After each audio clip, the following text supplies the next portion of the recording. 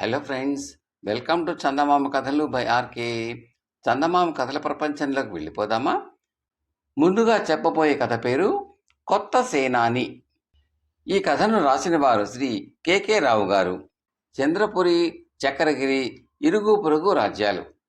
చంద్రపురి రాజ్యాన్ని చంద్రసేనుడు అనే రాజు పాలిస్తూ ఉండేవాడు. చక్రగిరి రాజ్యానికి చిత్రకేతుడు అనేవాడు రాజు. ఆ రెండు రాజ్యాల మధ్య ఎంతో కాలంగా శత్రుత్వం ఉన్నది. ఒకసారి చిత్రకేతుడు ఏ యుద్ధ ప్రకటన చేయకుండా చంద్రపురి రాజ్యం మీద దాడి చేశాడు. ఇరుపక్షాల మధ్య ఘోరమైన యుద్ధం జరిగింది. చిత్రకేతుడు ఓడి అడవుల పాలయ్యాడు. చక్రగిరి రాజ్యం చంద్రసేనుడి వశమైంది. అయితే యుద్ధంలో చంద్రపురి సేనాధిపతి మరణించాడు. ఉపసేనాధిపతి అయిన శక్తివర్మ బాగా గాయపడ్డాడు. వైద్యులు అతడికి చికిత్స చేసి ప్రాణమైతే కాపాడగలిగారు. కానీ ఒక కాలు అత్యంత తీవ్రమైన గాయాలు కావడంతో కాలు తీసివేయాల్సి వచ్చింది. ఈ పరిస్థితుల్లో సైన్యానికి కొత్త సేనాధిపతి అవసరం ఏర్పడింది. రాజు, మంత్రి శక్తివర్మను సలహా అడిగారు. అతను, మహారాజా, మన దళాధిపతుల్లో ధైర్య సాహసాలే కాక యుద్ధతంత్రం బాగా ఎరిగిన యువకులు కొందరున్నారు. వాళ్ళ మధ్య పోటీ పరీక్షలు పెట్టి గెలిచిన అతనికి సేనాధిపతి పదవి ఇవ్వండి అని సలహా ఇచ్చాడు. రాజు ఆ పని శక్తివర్మకు, మంత్రికి అప్పగించాడు. వాళ్ళు దళాధిపతుల మధ్య పోటీలు నిర్వహించారు. అందులో అన్నిటా నెగ్గుకొచ్చిన వాళ్ళు ఇద్దరు. ఒకటి పేరు జయుడు, రెండవ వాడి పేరు విజయుడు. మంత్రికి, శక్తివర్మకు ఈ ఇద్దరిలో ఎవరిని సేనాధిపతిని చేయాలి అన్న చిక్కు సమస్య ఎదురైంది. మంత్రి బాగా ఆలోచించి శక్తివర్మకు ఒక ఉపాయం చెప్పి వెళ్ళిపోయాడు. మర్నాడు జయుడు మంత్రిని కలుసుకున్నాడు.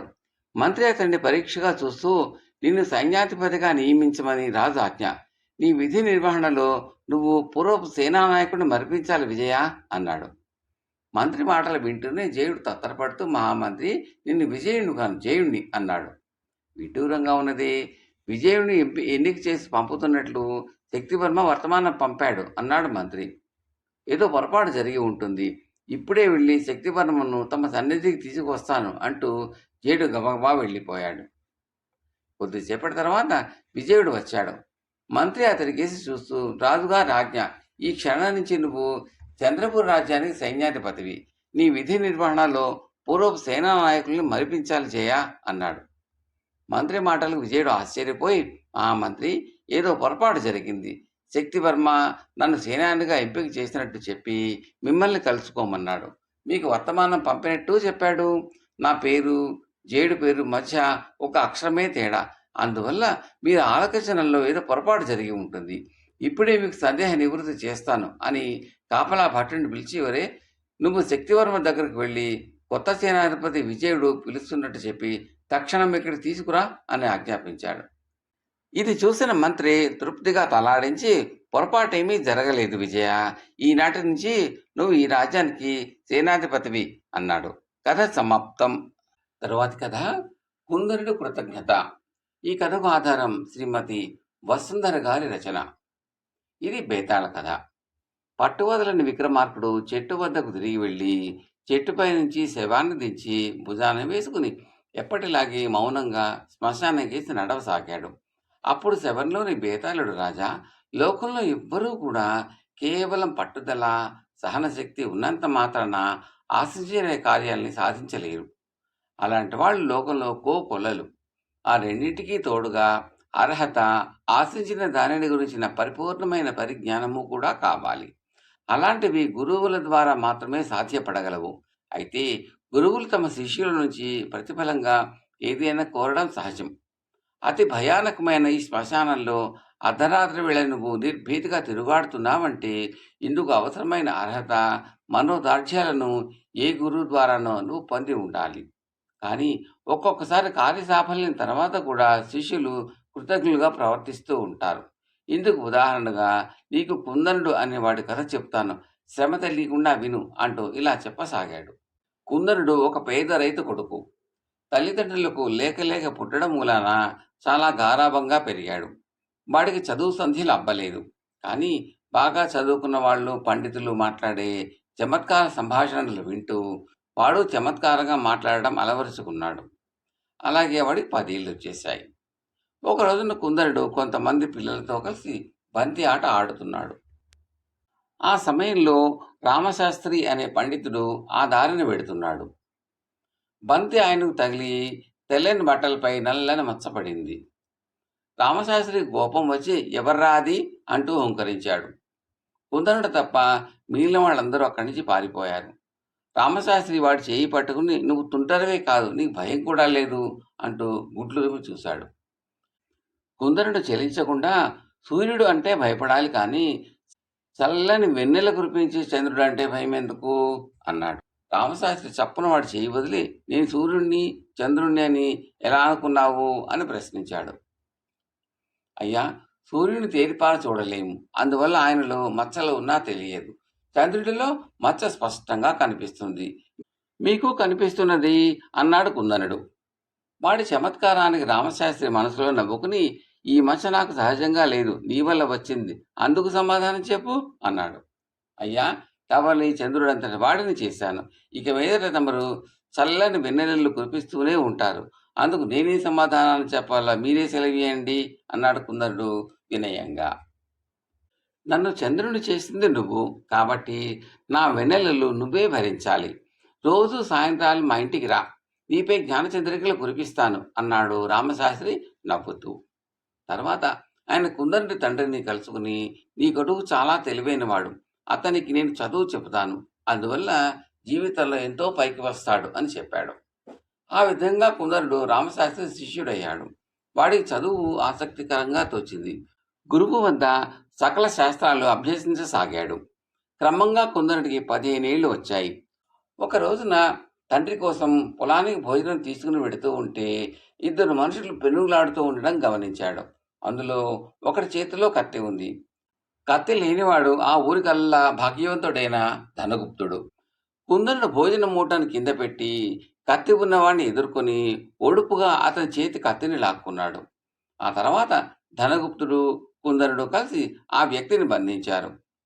ఈ రోజు నా ప్రాణాలు కాపాడావు, నీకేం కావాలో కోరుకో, ఇస్తాను అన్నాడు ధనగుప్తుడు.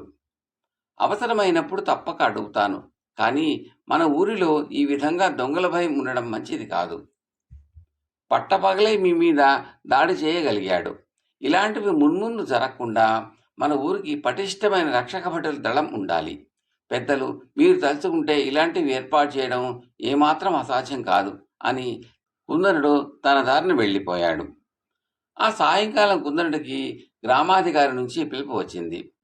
వాడు రాగానే ఆయన ఈ రోజు నువ్వు లొంగదీసింది సామాన్యుని కాదు, ఈ చుట్టుపక్కల గ్రామాలన్నిటినీ గడగడలాడిస్తున్న గజ దొంగ గంగన్న. అలాంటి వాణ్ణి లొంగదీశావంటే నీలో గొప్ప శక్తి ఉండి ఉండాలి. నువ్వు యుద్ధ విద్యలు ఎవరి వద్ద నేర్చుకుంటున్నావు అని అడిగాడు.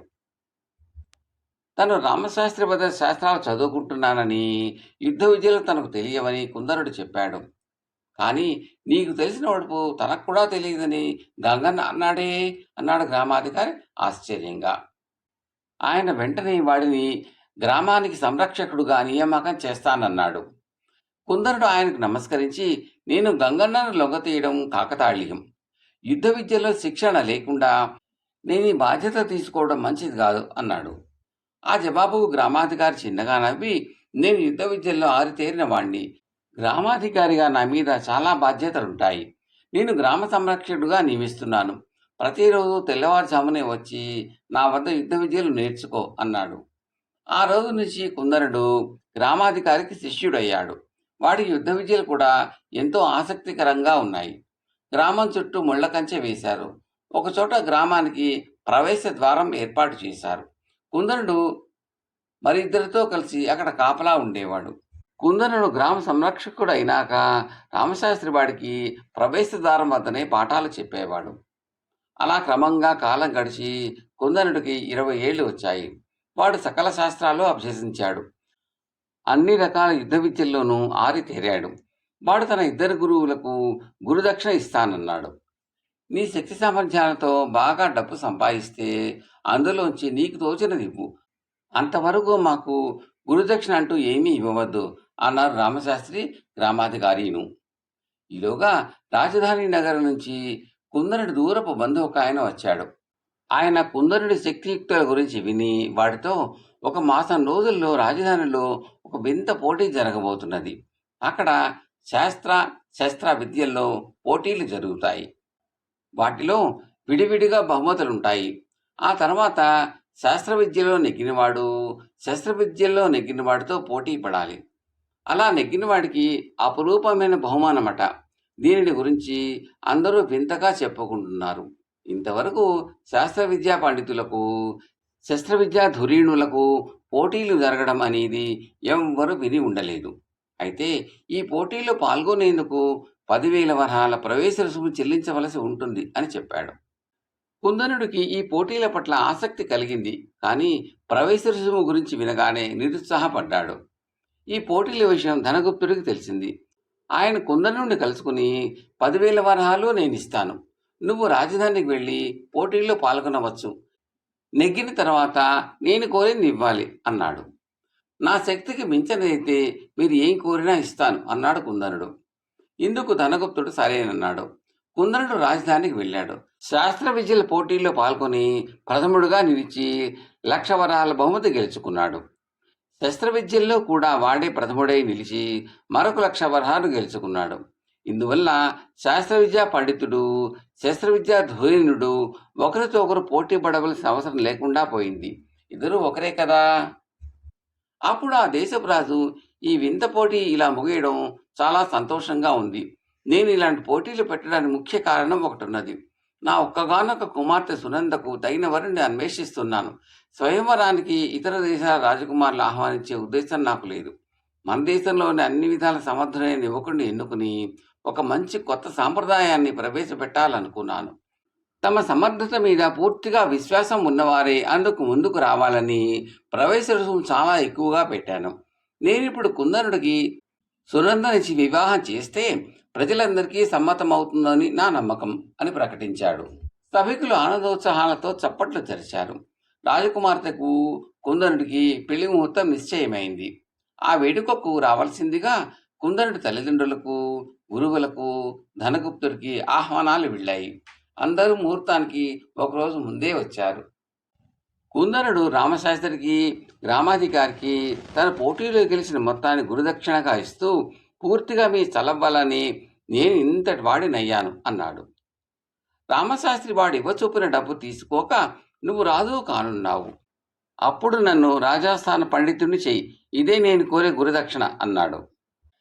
ఇది విని కుందనుడు ఆశ్చర్యపోయి, గురువర్య, ఆస్థాన పండితుడి నియామకానికి కొన్ని పద్ధతులుంటాయి. వాటిని అనుసరించి మీకు ఆ అవకాశం వస్తే సరే. అందుకు నా ప్రయత్నం నేను చేస్తాను. కానీ గురుదక్షిణతో దీన్ని ముడిపెట్టవద్దు. నేనిచ్చే 1,00,000 వరహాలు తీసుకోండి అని ప్రాధేయపడ్డాడు.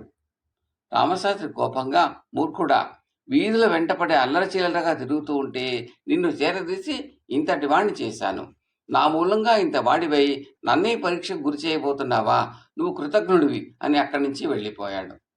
గ్రామాధికారి తనకు గురుదక్షిణగా సైన్యాధిపతి పదవి కావాలన్నాడు. కుందనుడు ఆయనకు రామశాస్త్రికి చెప్పినట్టే చెప్పాడు. గ్రామాధికారి కూడా వాణ్ణి కృతజ్ఞుడు అని తిట్టి వెళ్ళిపోయాడు. ఇక ధనగుప్తుడు కుందనుడిని తన కూతుర్ని పెళ్లి చేసుకోమన్నాడు. అందుకు కూడా కుందనుడు మృదువుగా తిరస్కరించాడు. ఆయన వాణ్ణి కృతజ్ఞుడు అని తిట్టి వెళ్ళిపోయాడు. బేతాళుడి కథ చెప్పి, రాజా, కుందనుడు తాను రాజు కానున్నాను అన్న అహంకారంతో తనను అంతవాణి చేసిన గురువుల కోరికలను తిరస్కరించడం కృతజ్ఞతే కదా. అంతేకాక వాడు పోటీల్లో పాల్గొనేందుకు అవసరమైన ధన సహాయం చేసిన ధనగుప్తుడి కోరికను కూడా తిరస్కరించాడు. ఆయన కుమార్తెను వివాహం ఆడను అనటం కృతజ్ఞత కాదా? ఈ సందేహాలకు సమాధానం తెలిసి కూడా చెప్పకపోయావో నీ తల పగిలిపోతుంది అన్నాడు. దానికి విక్రమార్కుడు, దేశాన్ని వెళ్ళే మహారాజే తన కూతుర్ని తనకు తోచిన వాడికి ఇవ్వక పోటీలు పెట్టి సమర్థుడిని ఎన్నుకున్నాడు. ఆ పోటీలో నెగ్గడం వల్లనే కుందనుడు రాకుమారి వివాహం ఆడి దేశానికి రాజు కాబోతున్నాడు. దాని అర్థం వాడికి ఇష్టలైన వారికి పదవులు పంచిపెట్టాలని కాదు, ఆస్థాన పదవులకు సమర్థులనే ఎన్నుకోవాలి. అందుకు అవసరమైన నియమావళిని పాటించాలి. ఆ మాటే వాడు తన గురువులకు చెప్పాడు. వాళ్లకు తన సమర్థత మీద నమ్మకం లేదు. వాళ్ల వల్లనే కుందనుడు అంత స్థాయికి చేరాడు అన్నమాట నిజం. అయితే అందుకు వాడి సమర్థత, ఆత్మవిశ్వాసము తోడయ్యాయి. వాడి గురువులు నిజంగా సమర్థులైతే తమ కోరికలు తీసుకునేటందుకు వాడి మీద ఆధారపడవలసిన అవసరం లేదు. నిజానికి గురువు శిష్యుడికి విద్యాబోధనలు మాత్రమే చేయగలడు, కానీ గొప్పవాణ్ణి చేయలేడు. గొప్పవాడు కాగలిగిన లక్షణాలు శిష్యుడిలో ఉండాలి. శిష్యుడు గొప్పవాడైతే గురువు అంతకన్నా గొప్పవాడై ఉంటాడు అనుకోవడం పొరపాటు. ఇక ధనగుప్తుడి సంగతి. పోటీలకు ముందే ఆయన తన కుమార్తెను వివాహమాడమని కుందనుడిని అడిగి ఉంటే వాడందుకు సమ్మతించి ఉండేవాడేమో. కానీ రాజకుమార్తెతో వాడి వివాహం నిశ్చయమయ్యాక ధనగుప్తుడు తన కుమార్తె ప్రసక్తి తేవడం అతడి తప్పు. ఆయన కుందనుడికి ఇచ్చిన 10,000 వరహాల మాటకొస్తే గజదొంగ గంగన్న నుంచి తనను కాపాడినందుకు కుందనుడు ఏమడిగినా ఇస్తానన్నాడు. ఆ 10,000 వరహాలతో ధనగుప్తుడి రుణం తీరినట్లయింది. ఈ కారణాలు అన్నిటి వల్ల కూడా ఏ విధంగా చూసినా కుందనుడు ఏమాత్రం కృతజ్ఞుడు కాడు అన్నాడు. రాజుకి ఈ విధంగా మౌనభంగం కలగగానే బేతాళుడు శవంతో సహా మాయమై తిరిగి చెట్టెక్కాడు. కథ సమాప్తం. తరువాతి కథ దెయ్యాలతో వ్యాపారం. ఈ కథను రాసిన వారు శ్రీ ఎస్ చంద్రశేఖర్ గారు. ఒక గ్రామంలో ఒక పేద రైతు ఉండేవాడు. అతనికి 2 కొడుకులు. పెద్దవాడి పేరు రామన్న, చిన్నవాడి పేరు వీరన్న. రామన్న కలిగిన ఇంటి పిల్లను చేసుకోవటం చేత అతనికి కొంతవరకు జరుగుబాటు అవుతూ వచ్చింది. కానీ వీరన్న బొత్తిగా పేద ఇంటి పిల్లను చేసుకున్నాడు. భార్య తరఫున అతనికి చిల్లి గవ్వ కూడా రాలేదు. అందుచేత అతనికి పూట గడపటమే చాలా కష్టంగా ఉండేది. తన భార్య సలహా మీద వీరన్న పప్పులు, బొరుగులు, జంతికలు, మిఠాయి ఉండలు లాంటి చిరుతిండి పదార్థాలు ఇంట్లో తయారు చేయించి గంపలో పెట్టుకుని సమీపంలో ఉండే బస్తీకి వెళ్ళి వాటిని అక్కడ అమ్మి అలా తెచ్చిన డబ్బుతో కాలక్షేపం చేస్తూ వచ్చారు.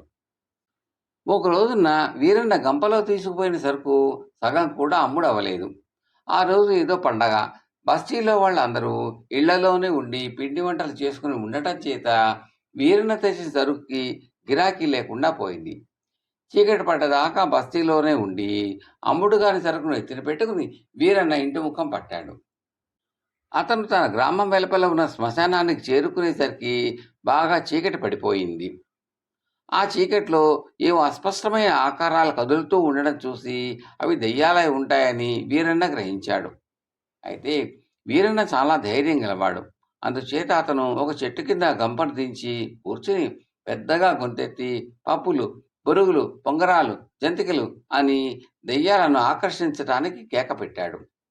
వెంటనే దెయ్యాలు అతని చుట్టూ మూగి మాకు ఇస్తావా అని అడిగాయి. మీకోసమే తెచ్చాను, తినండి అన్నాడు వీరన్న. దెయ్యాలు అతని గంపలో చేతులు పెట్టి మిగిలిపోయిన సరుకంతా తినేసి భలే బాగున్నాయి, రోజు ఇటువంటి తినుబండారాలు తేరాదా అని అడిగాయి.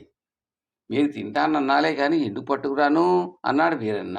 అతను ఆ పూట ఖాళీ గంపతో ఇంటికి పోయి తన భార్యతో నేను ఇక మీద దెయ్యాలతో వ్యాపారం చేయబోతున్నాను, వాటిని మంచి చేసుకుంటే ఎంతైనా లాభం ఉంటుంది అన్నాడు. వీరన్న భార్య ఏమీ అభ్యంతరం చెప్పలేదు.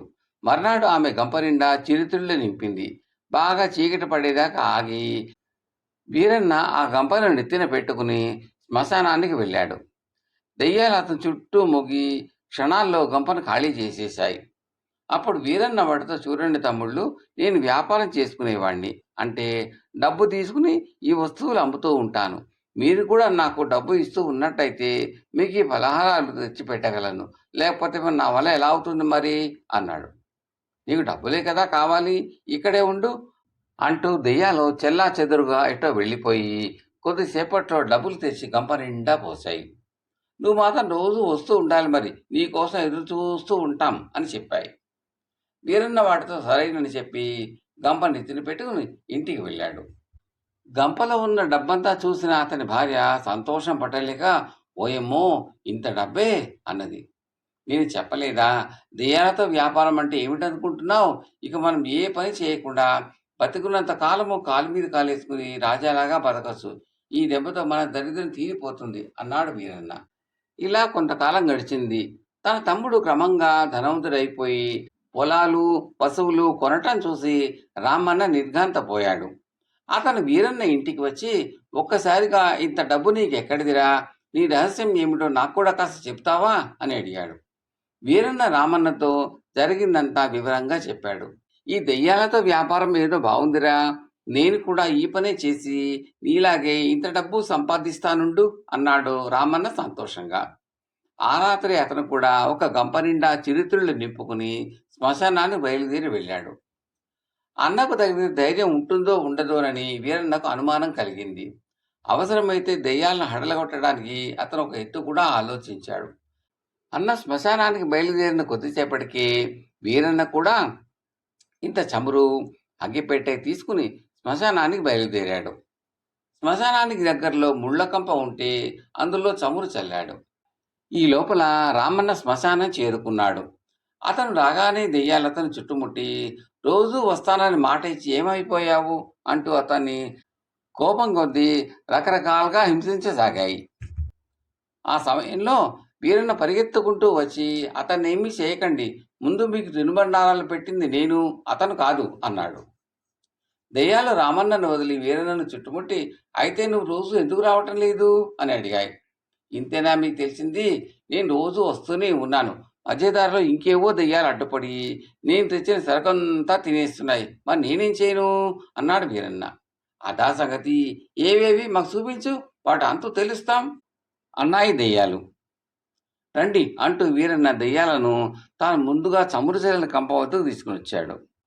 వాటికి ఆ కంపను చూపిస్తూ ఇదిగో ఇందులో ఉన్నాయి అన్నాడు. దెయ్యాలు ముందు వెనక చూడకుండా కంపలోకి దూకాయి. మరుక్షణమే వీరన్న నిప్పుపుల్ల వెలిగించి ఆ కంప అంటించాడు. అతను చల్లిన చమురు మూలంగా కంప అంతా ఒక్కసారిగా భగ్గున మండింది. దాంతో దెయ్యాలు బెదిరిపోయి ఆ ఛాయలు కూడా ఎక్కడా లేకుండా పారిపోయాయి. అటు తర్వాత శ్మశానంలో కూడా అవి ఎవరికీ కనిపించలేదు. ఆ ఊరికి దెయ్యాల బెడద వదిలిపోయింది.